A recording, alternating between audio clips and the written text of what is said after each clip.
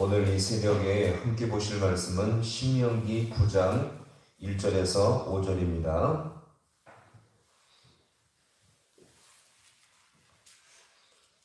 신명기 9장 1절에서 5절 말씀까지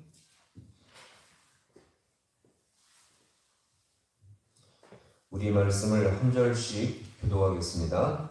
이스라엘아 들으라, 내가 오늘 요단을 건너 너보다 강대한 나라들로 들어가서 그것을 차지하리니 그 성읍들은 크고 성벽은 하늘에 닿았으며 크고 많은 백성 내가 망하나 그에 대한 말을 내가 들었나니 이르기를 누가 알았으면 그들이 망하리요 하나오라. 오늘 너는 알라, 내 하나님 여호와께서 맹렬한 불과 같이 내 앞에 나아가신즉 여호와께서 그들을 멸하사 내 앞에 엎드려지게 하시리니 여호와께서 내게 말씀하신 것 같이 너는 그들을 쫓아내며 속히 멸할 것이라. 내 하나님 여호와께서 그들을 내 앞에서 쫓아내는 후에 내 심중에 이르기를 내 공의로움을 말미암아 여호와께서 나를 향하고 인도하여 들여서 그것을 차지하게 하지 말라. 이 민족들이 악함으로 말미암아 여호와께서 그들을 내 앞에서 쫓아내시니라. 5절 같이 봅니다. 내가 가서 그 땅을 차지하는 내 공의로 말미암도 아니며 내 마음이 정직함으로 말미암도 아니요 이 민족들이 악함으로 말미암아 내 하나님 여호와께서 그들을 내 앞에 쫓아내심이라. 여호와께서 이같이 하심은 내 조상 아브라함과 이삭과 야곱에게 하신 맹세를 이루려 하심이니라. 아멘. 할렐루야. 이제 오늘부터 종려주일, 이제 고난주간이 시작되어집니다. 예수님의 고난에 함께 동참하시면서 더 큰 부활의 영광을 맛볼 수 있기를 간절히 소망합니다.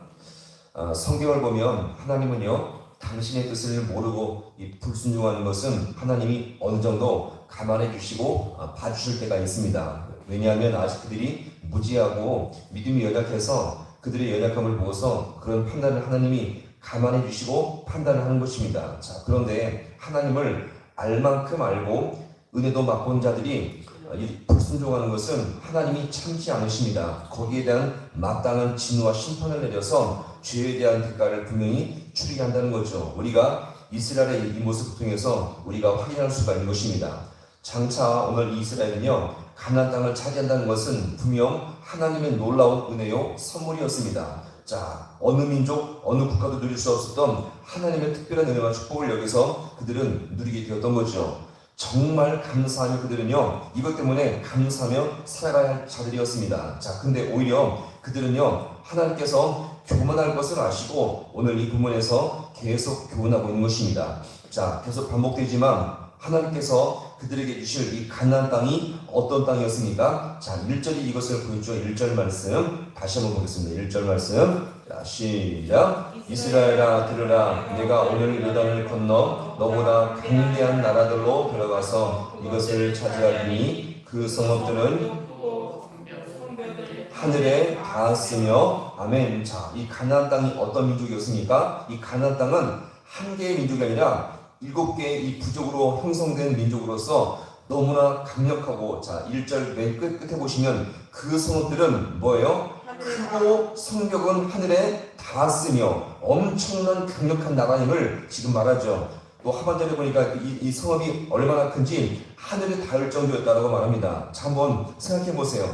아무리 백성이 강하다고 할지라도 적진의 성벽이 하늘에 닿을 정도로 높다면 어떻습니까? 도저히 점령할 수가 없다는 거죠. 그림의 떡으로밖에 여겨지지 않게 된다는 것입니다. 게다가 2절에 보니까 이 가나안 민족들의 수가 어떻다고 말합니까? 크고 많다라고 지금 말합니다. 자, 그러니 40년 전에 정탐꾼들이 이곳에 들어가서 40일 동안 이 정탐할 때에, 자, 거기에서 거하는 아낙 자손들을 보고 나서 그들이 보고한 것이 무엇입니까? 우리는 뭐와 같다? 메뚜기와 같다라고 고백할 정도였던 것입니다. 또한 하나님은 이 가나안 민족을 보면서 이스라엘 백성이 어떻게 말할지도 아셨거든요. 자, 2절 하반절에서 보시면, 자, 어떻게 말합니까? 2절 하반절에서 보시면 아낙 자손을 어떻게 하리요? 능히 어찌 당하리요 하거니와 도저히 우리는 저들을 이길 수가 없다라고 지금 여기서 여기서 지금 그렇게 말을 하고 있는 것입니다. 다시 말해서 이스라엘 백성은요 아무것도 할 수가 없었어요. 가나안 땅을 차지하는 이 과정 속에서 그들은 어떤 능력과 재능도 실력도 없는, 아무것도 할 수 없는 보잘것없는 민족이었던 것입니다. 이것이 바로 이스라엘 백성의 실상이었죠. 따라서 그들은요 하나님의 도우심이 아니면 아무것도 할 수 없는 너무나 초라한 민족이었던 것입니다. 따라서 그들은요 가나안 땅에 들어가서도 우리가 해냈다, 우리가 이 모든 것을 감당했다라고 말할 수 없는 민족이었죠. 모든 것이 하나님의 은혜였던 것입니다. 자, 그런데 여기서 신명기 9장을 보시면 하나님은 이런 이스라엘 백성의 영적인 실상을 낱낱이 밝히고 있습니다.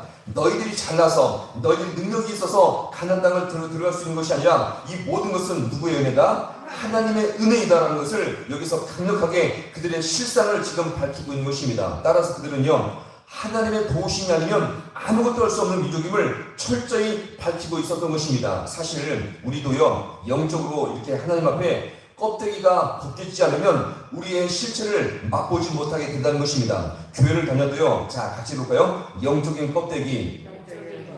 교회를 다녀도 영적인 껍데기가 벗겨지지 않으면 자기가 잘난 줄로 안다는 것입니다. 자기 잘난 맛에 예수를 믿을 때가 너무나 많이 있다는 것입니다. 그러다 우리가 하나님의 은혜를 받고 우리의 허물과 죄악과 이 모든 실체를 낱낱이 밝혀지게 되면 우리가 얼마나 허물이 많고 소망이 없는 존재인지를 철저하게 밝혀지게 된다는 것입니다. 신앙생활의 복은요 우리가 예수를 믿으면서 교회를 다니면서 어떤 재물과 실력과 능력을 얼마나 많이 받고 사느냐 이것이 아니라 우리 자신의 죄와 허물을 철저하게 깨닫고 영적으로 거듭나지며 그런 껍데기가 벗기짐으로 말미암아 나 같은 죄인이 얼마나 주님 앞에 큰 은혜를 받은 죄인인가 이것을 알며 사는 것이 바로 신앙생활의 복인 것을 우리가 기억하시기 바랍니다. 따라서 우리가 예수 믿고 어떤 직물도 얻고 실력도 받고 능력도 받은 것이 이것이 은혜가 아니라 내가 얼마나 허물 많은 죄인인데 이렇게 주님의 은혜가 나에게 크고 놀라웠구나 그러면서 우리의 영적인 이 모든 껍데기가 하나씩 벗겨지는 것이 바로 주님의 은혜요 신앙생활의 복인 것을 우리가 분명히 기억하시기 바랍니다. 오늘 이 부분에서도요 하나님은 백성들에게 이스라엘에게 영적인 실상을 여기서 낱낱이 밝히면서 강조하고 있는 그 이유가 무엇입니까? 자 오늘 본문의 말씀 자 4절 말씀 같이 함께 읽어보겠습니다. 4절 말씀 자 시작. 내 하나님 여호와께서 그들을 내 앞에서 쫓아내신 후에 내가 심중에 이르기를 내 공의로움으로 말미암아 여호와께서 나를 이 땅으로 인도하여 드렸소. 이것을 차지하게 하셨다 하지 말라. 이 민족들의 악함으로 말미암아 여호와께서 그들을 내 앞에서 쫓아내십니다. 아멘. 자 이렇게 그들이 천신만고 끝에 이스라엘이 가나안 땅에 들어갔을 때 심중에 이르기를 자 뭐 어떻게 말할 수가 있다고요? 너의 내 공의로움으로 말미암아 여호와께서 나를 이 땅으로 인도해 주었다라고 그렇게 착각하며 오해할 수가 있게 된다는 것입니다. 마치 이 가나안 땅을 차지하게 된 것이 자신들의 의로움과 열심 때문이라고 생각하지 말라는 것입니다. 이것은 분명 교만이에요. 교만이 왜 무서운 것입니까? 앞서 말했지만 우리의 삶의 모든 것이 하나님의 은혜로 된 것인데 이 모든 값진 은혜와 복이 뭡니까? 자신의 열심과 노력 때문에 된 것이라고 착각을 하며 여기게 된다는 것입니다. 따라서 우리는 매 순간마다 우리의 삶의 모든 것이 하나님의 은혜임을 고백하시고요. 더욱더 우리의 순간순간마다 우리의 죄와 허물이 계속적으로 벗겨지며 주님의 은혜를 통해서 더욱더 겸손케 될 수 있는 우리 모든 성도가 될 수 있기를 간절히 소망합니다. 바울이 어떻게 고백합니까? 고린도전서 15장에서 보시면 이 바울은요 이렇게 말합니다. 내가 나된 것은 하나님의 은혜로 된 것이니 내게 주신 그의 은혜가 헛되지 아니하여 내가 모든 사도보다 더 많이 수고하였으나 이것은 내가 하는 것이 아니요 오직 나와 함께 하신 누구의 은혜로라? 하나님의 은혜로라. 우리의 모든 것은요 하나님의 은혜입니다. 따라서 우리는 살아갈 때마다 내가 기도해서 내가 잘나서 내가 더 열심히 섬겨서 내가 이것을 받은 것이 아니라 우리의 모든 것은요 전적인 하나님의 은혜임을 우리가 잘 기억하시고요. 지금 내가 살아있는 것 내가 더욱더 주님 앞에 지금 존재하는 것 이 모든 것도 하나님의 은혜입니다. 특별히 이번 주간 우리가 이제 중요주를 맞이하면서 고난주간을 맞이할 때에 더욱더 주님의 고난의 동참으로 말미암아 나 같은 죄를 끝까지 붙드시고 살아내시고 구원해주신 그 은혜를 더욱더 풍성히 알아가며 겸손하게 주님의 영광의 부활을 맛볼 수 있는 우리 모든 성도가 될 수 있기를 주님의 이름으로 간절히 축원합니다. 기도하시겠습니다.